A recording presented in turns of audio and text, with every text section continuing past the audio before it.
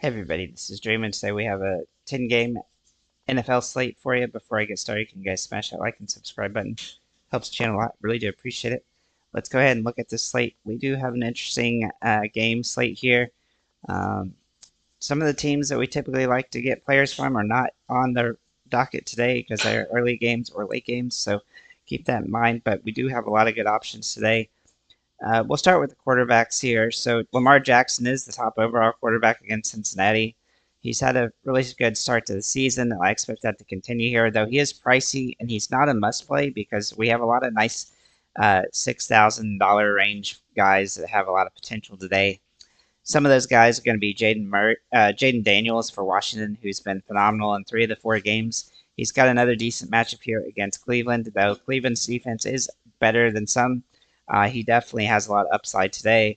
Same goes for Brock Purdy for San Francisco, who's in an interesting spot here against Arizona. Now he hadn't had the highlights that some of the other quarterbacks have had, but he definitely has the potential today to have a big game. So he's definitely worth a look here. And then one other guy to look at would be Jordan Love for Green Bay, and he's probably one of my favorite options just as price point. And now that he's back from injury, last game he had a monster game against Minnesota, and he's got another good opportunity here against the Rams to have a really solid upside game. The ownership at this position will be Jordan Love, Jaden Daniels, and Brock Purdy. So I do think it's good to get in that $6,500 range, whether it be Love, Daniels, or Purdy. Those are going to be somewhat chalky, but that's probably the way to go today, not paying up so much for a quarterback. Looking at running backs, we do like Jordan Mason a lot. Now he's gone up in price a lot as he's been phenomenal to start the year.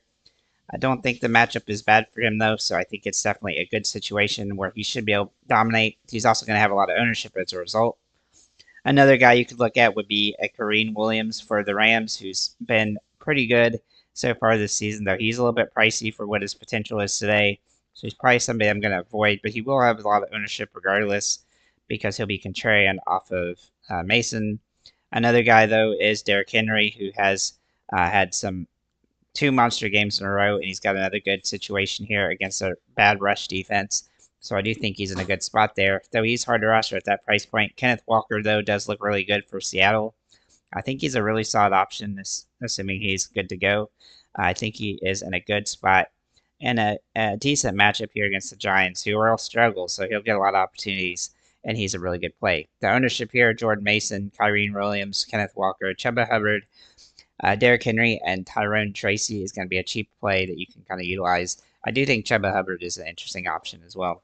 Looking at wide receivers, Nico Collins is the top level play for Houston, though he has a tougher matchup here. He has been good game to game, so he looks like a really solid option. He's getting tons of targets. You just got to pull him in. Jaden Reed looks really good for Green Bay, and he's probably one of the good options if you put Jordan Love in your lineup. He's definitely somebody you can consider there, as he has he's got a good touchdown potential today. And not only that, but he's been getting a couple extra yards on the ground as well. But that's not too many. Just keep that in mind. We also like Jamar Chase today for Cincinnati, though he is very expensive, and he really hasn't been the value that we'd like at the price point. So he's probably avoidable, but he's definitely in play if he does have a big game, which he can do. Then we'll look at Michael Pittman for Indiana. Indianapolis, I should say. He looks really good today, despite the fact that in 3 of the 4 games he kind of struggled. Last game he did get 100 yards, and it's just a matter of time before he gets a good opportunity here. And the passing defense for Jacksonville is really bad. He's got a lot of upside here. Deontay Johnson for Carolina, also an interesting spot here.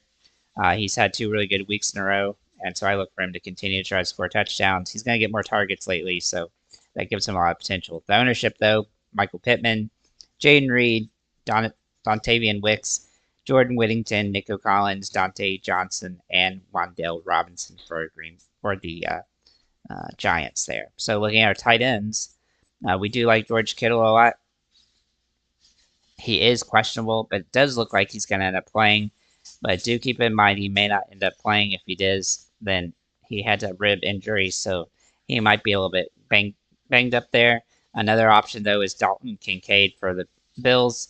Now, he has an interesting potential here because he's going to get a lot of checkdowns, I think, in this game.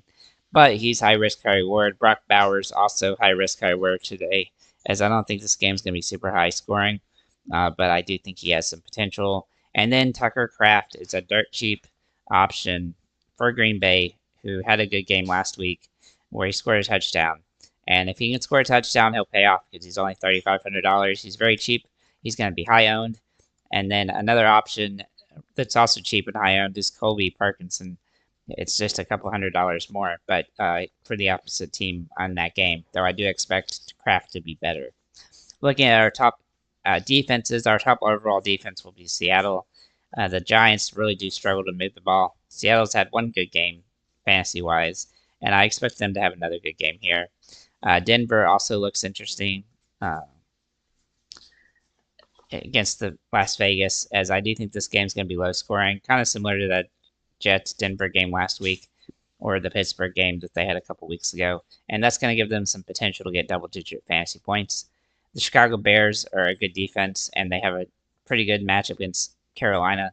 Now, they have been struggling a little bit defensively, but they have some upside here, and they're still a good price point. As for the top ownership here, though, Denver, Carolina, and Cleveland, they're going to be contrarian plays for the most part, though I do think Denver is probably the safest one. So with that said, guys,